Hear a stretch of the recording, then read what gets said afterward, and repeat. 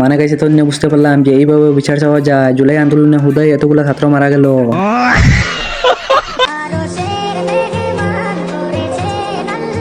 মানে গেছে এই ভিডিও দেখে বোঝা যাচ্ছে না সৌদি থেকে এই মাত্র ল্যান্ড করছে বাংলাদেশে।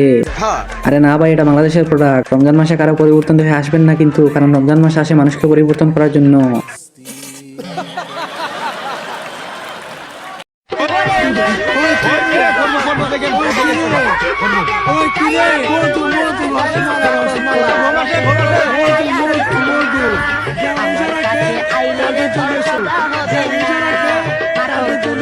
মানে এই ভিডিও আমি একা দেখবো কেন, আপনারা সাথে দেখেন। বর্তমানে যে আমার ভিডিওটা দেখতেছেন, আপনাকে বলতেছি ঠিক সময় যদি আপনি বিয়ে করতেন তাহলে আপনারও এরকম একটা বউ থাকতো।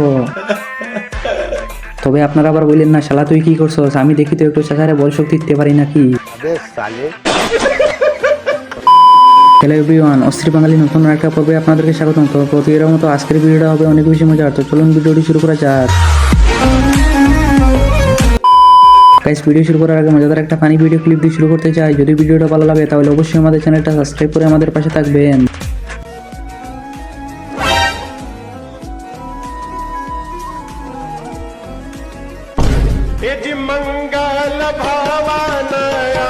মানে আমার বন্ধুর যখন রাস্তায় এক্স এর সাথে দেখা,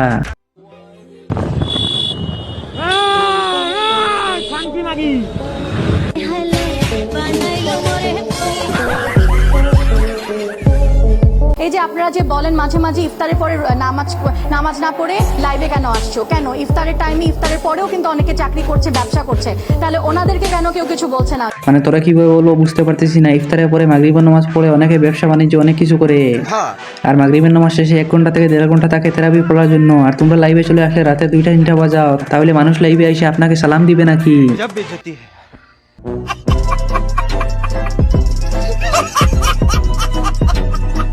বেবি, আমরা কিন্তু বিয়ের পর হানিমুনে সুইজারল্যান্ড যাব, ঠিক আছে বেবি? ঠিক আছে ঠিক আছে। তুমি কিন্তু আমাকে এই বিয়েতে শপিং করে দিবা। আমি 30,000 টাকা দামের একটা লেহেঙ্গা দেখেছি, তুমি কিন্তু ওইটা আমাকে কিনে দিবা, ঠিক আছে বেবি? ঠিক আছে। মানে এটা কার বন্ধু হইতে পারে কমেন্টে মেনশন করো। তবে পাপাকে বরিকে বলতেছি, আপনি বিয়ের পর সুইজারল্যান্ড যাওয়া হানিমুনে স্বপ্ন করে দেখেন, আপনার তো আন্ডার লেহেঙ্গা অলরেডি টেইলারের কাছে চলে আসছে। আজকে শুটের মধ্যে আমার সাথে কি কি যে হয়েছে, আমি বারবার জিনিসপত্র সব ফালাই দিচ্ছিলাম। মানে আপু আপনি কি ফেলাইতেছেন এটা তো আগে বলেন। দেখো আমার অবস্থা, আমি এত পরিমাণে ভয় পাইছিলাম। সোনামণি বয়ে পাইলে হবে না, বয়ের জয় করতে শিখুন। মেয়ে ঘুরাবার খরচা করবা না, এখন গরু পালতে হইলো 50 টাকার ভুসি কিনতে হয়। গরু একটি উপকারী প্রাণী, ওর পিছনে টাকা ইনভেস্ট করলে অ্যাটলিস্ট কিছু তো ব্যাক আসে, দুধ দেয়, গোবর দেয়, তুই কি দেয়?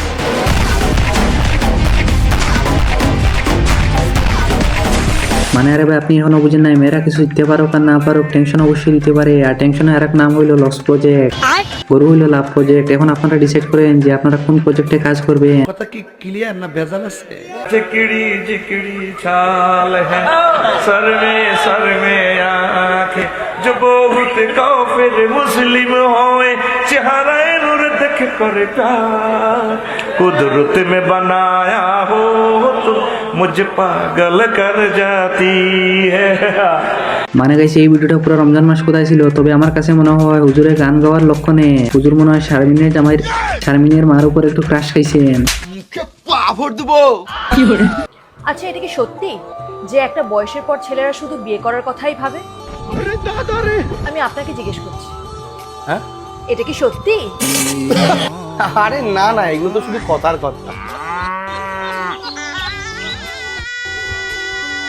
মানে মেয়েদেরকে বলতেছি ছেলেরা মন খুলে বলতে পারে না, তার মানে আপনারা ভাইবেন না যে শালা বুকা। এমনও তো হইতে পারে আপনার সাথে বিয়ের স্বপ্ন দেখে রাত্রে বাসর করে ফেলাইছে।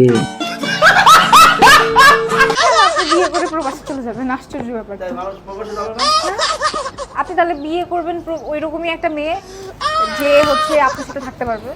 তো ভেগে যাবেন সবাই ভেগে যাবেন। যারা প্রবাসে থাকবে তাদের বউ থাকার তো দরকার। মানে যারা প্রবাসে থাকবে তাদের বউ থাকার দরকার নাই, আপনার কাছে সেটা মনে হলো? সেটাই মনে হয়। হাজবেন্ডের কালোটা যদি থাকে তাহলে বিয়ে করার দরকার কি?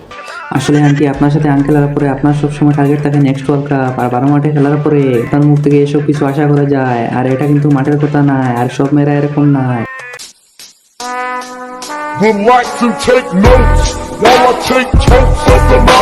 ফিলিস্তিনের বিজয় কামনা করে এবার বিশেষ দোয়া হয়েছে মুসলমানদের সবচেয়ে পবিত্র স্থান কাবা শরীফে। মঙ্গলবার তারাবি নামাজের পর এই দোয়া করেন আলোচিত শায়খ আব্দুর রহমান আস-সুদাইস। এ সময় ফিলিস্তিনের উপর হামলাকারীদের ধ্বংস কামনা করা হয়। اللهم انصرهم في فلسطين اللهم إنهم حفاة فاحملهم وجياع فأطعمهم وعراة فاكسهم ومظلومون فانصرهم ومظلومون فانصرهم ومظلومون فانصرهم يا ناصر المستضعفين يا مغيث المستغيثين اللهم أنزل عليهم غوثك ولطفك ونصرك يا رب العالمين اللهم عليك بأعدائك أعداء الدين فإنهم لا يعجزونك اللهم احفظ المسجد الأقصى اللهم احفظ المسجد الأقصى شامخا عزيزا إلى يوم الدين اللهم إنك عفو تحب العفو فاعف عنا। গাইস আজকের ভিডিও এই পর্যন্ত। ভিডিও কেমন লাগলো কমেন্ট করো, ভালো লাগলে লাইক করো, চ্যানেল নতুন হলে অবশ্যই সাবস্ক্রাইব করে। দেখা হচ্ছে নেক্সট কোনো ভিডিওতে।